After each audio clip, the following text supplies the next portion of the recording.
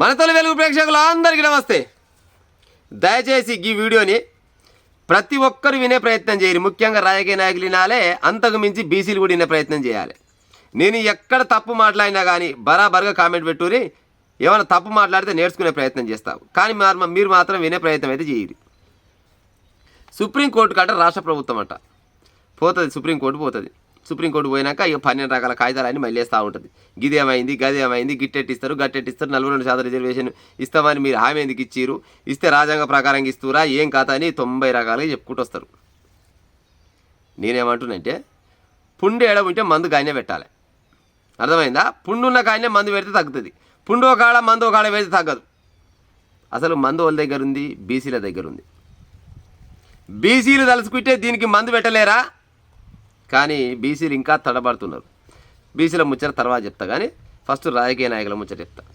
42% reservation తోటి పోతందుకు కోర్టులో stay ఇచ్చింది. ఎట్ట పోవాలి ఏం కథ అని తలకాయ అంతా కొట్టుకుంటా ఉన్న రాజకీయ నాయకులు మళ్ళా కథల పడి రాజకీయ నాయకులు ఏం చెప్తారంటే మా పార్టీ వ్యతిరేకం కాదు, బీసీలకు మా పార్టీ వ్యతిరేకం కాదు, మా పార్టీ వ్యతిరేకం కాదు.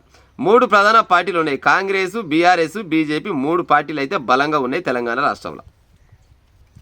ముగ్గురు ఏమని కథలు పడతారంటే బీసీలకు మేము అన్యాయం చేయమని అంటారు.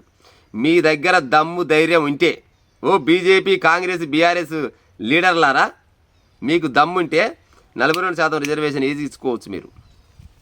నేనైతే పెద్దగా చదువుకోలేదు, చదువు నాకు తోచిన రకంగా నేను చెప్తున్నా. మీరు తలుచుకుంటే 42% రిజర్వేషన్లు ఇచ్చుకొని పోవచ్చు. జనరల్ వచ్చిన కాడ బీసీకి టికెట్ ఇచ్చే ఉపాయం చేయరు. రెడ్డిలకు ఇచ్చే టికెట్ రెడ్డిలకి ఇయ్యి, బీసీలకు ఎక్కువ ప్రాధాన్యత ఇచ్చి మీరు కోర్టు ముచ్చిన తర్వాత కోర్టుల తీర్పు అనేది వస్తుంది. ఎన్నడుకున్నా 42% రిజర్వేషన్ అధికారికంగా రావాల్సిందే, అది వచ్చేటప్పుడు వస్తుందేమో. కానీ ఇప్పుడు ఎలక్షన్ జరగాలంటే జనరల్ సీటు ఏడైతే ఉన్నదో గాడ బీసీని పెట్టి ఉపాయం చేయరాదు. కాంగ్రెస్ అయినా బీసీని పెట్టురి, బీఆర్ఎస్ అయినా బీసీని పెట్టురి, బీజేపీ అయినా బీసీని పెట్టురి. అప్పుడు మరి ఓళ్ళు గెలుస్తారు? బీసీనేగా గెలిచేది. గెలుస్తాడా గెలవడా? మరి మీకు మీరు ఇచ్చుకుంటే కాదా రిజర్వేషన్? ఊరికి గడుకోసారి ఆడదాకా పోయేస్తారు.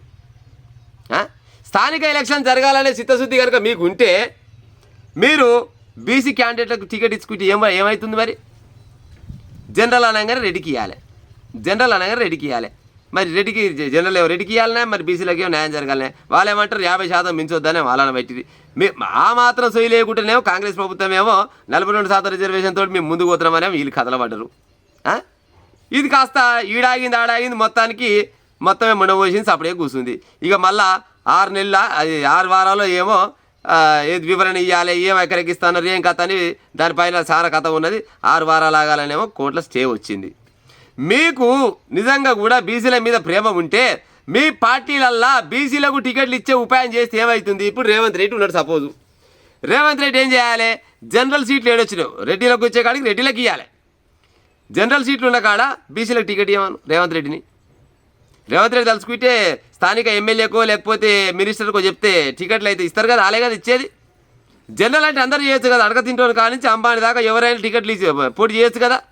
మరి కాడ బీసీలకు ఇచ్చే ఉపాయం చేయరాదు. 3 పార్టీలలో 3 బీసీలో ఉంటే ఓడి గెలిచినా కానీ బీసీగా గెలిచేది. మరి రిజర్వేషన్ ప్రకారంగా వాళ్ళకైతే ఎంతో కొంత ఏది ఏమంటారు అధికారం, ఏమంటారు దాన్ని, ఇప్పుడు సర్పంచ్ పదవి బీసీకి వస్తే బీసీకి వచ్చినట్టేగా లెక్క. 42% రిజర్వేషన్కి ఇక కొట్లాడురి, వచ్చే ఎలక్షన్ల దాకా కొట్లాడు, నష్టం లేదు. వచ్చే ఎలక్షన్ దాకా 42% రిజర్వేషన్ అధికారికంగా తీసుకొచ్చే ఉపాయం చేస్తే చెయ్యరు. కానీ ప్రస్తుతానికి మాత్రం ముందర నడవాలంటే ఊర్లల్లో సర్పంచులు లేక గ్రామాభివృద్ధి మొత్తం సర్వనాశనం, సత్రోలు అయిపోయింది. ఎక్కడి పనులు అక్కడనే ఆగిపోయినాయి. గ్రామాలు అభివృద్ధి లేవు, లొటపీసు లేవు, మాసుపత్రులు లేవు. ఎందుకు? సర్పంచే లేకపోయా. సర్పంచ్ లేకుంటే పాడవుతుంది. చేతగాని మొగని పెళ్లి చేసుకున్నట్టే ఉంటుంది సంగతి. ఊరికి సర్పంచ్ లేనప్పుడు ఎటపాడవుతుంది? ఊరికి సర్పంచ్ లేడా ఏం లేడా అదేంటంటే ఎలక్షన్ కాకపోయా ఆ సెక్రటరీ చేతిలో పెడితే సెక్రటరీ దగ్గర అన్ని పవర్స్ ఉంటాయా?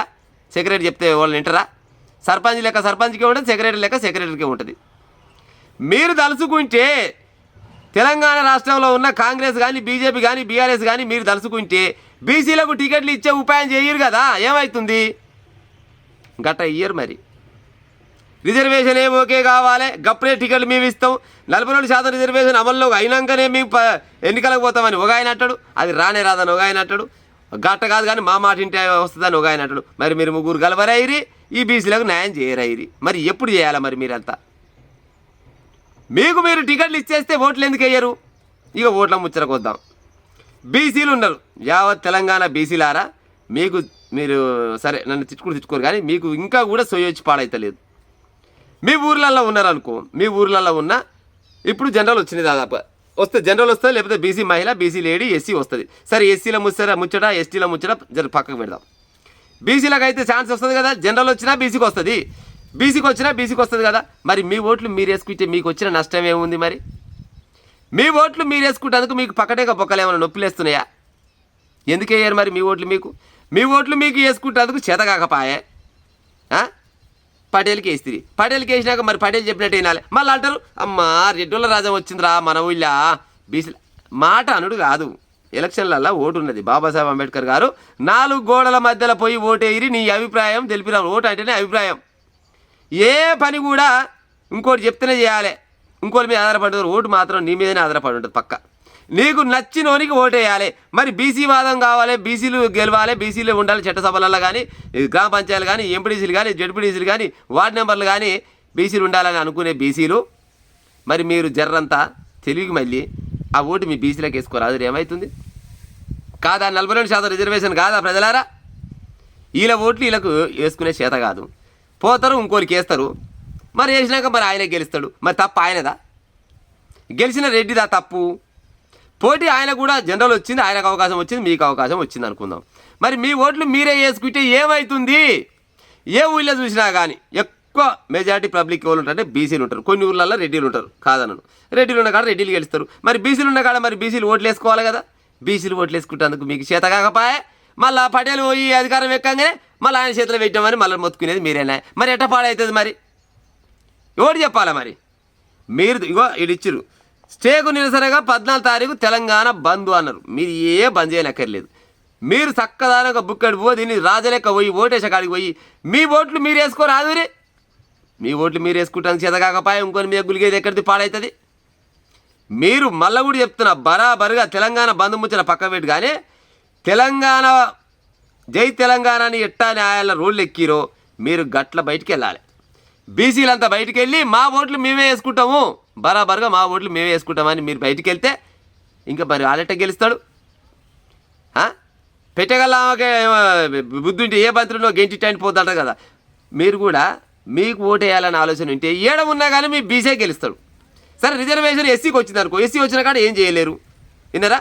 సరే కొన్ని జాగాలలో రెడ్డిలో కూడా అన్యాయం చేయొద్దు కదా. వాళ్ళకి ఇచ్చే కాడ టికెట్లు సీట్లు ఇచ్చే కాడ వాళ్ళకు కూడా ఒక 10 ఊర్లకు ఒక 2 ఊర్లు ఇది ఏమవుతుంది? వాళ్ళ రిజర్వేషన్ ప్రకారం వాళ్ళకు కూడా ఇవ్వాలి కదా. వాళ్ళు 2 అవుతారు, మీరు 8 మంది అవుతారు, లేకపోతే మీరు ఒక 6 అవుతారు, 2 ఎస్సీ ఎస్టీలు అవుతారు. గట్ల పోతే జంజాటు పోద్ది కదా. 42% రిజర్వేషనే కావాలి, అది ప్రభుత్వమే ఇవ్వాలి. ఆ పైన సుప్రీంకోర్టు హైకోర్టు దానికి క్లియరెన్స్ ఇవ్వాలంటే మరి ఇప్పుడంతా ఎలక్షన్లకు అయ్యే కాలం లేవు. ఎందుకంటే దానికి 12 రకాల కారణాలు ఉన్నాయంట. ఈ కారణాలన్నిటికీ పక్కకు పెట్టురి. ఫస్ట్ మీ ఓటు మీరు వేసుకునే ఉపాయం ప్రజలు చేయాలి.